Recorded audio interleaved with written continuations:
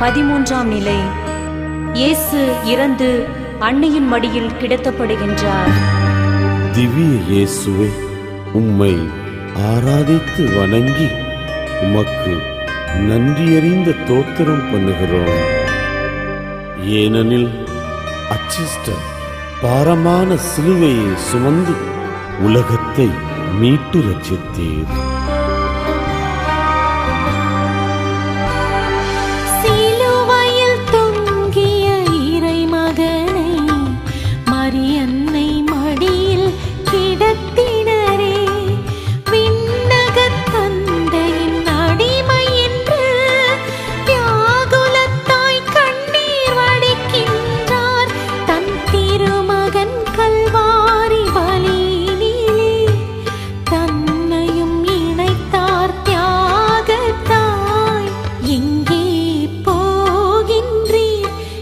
மகன்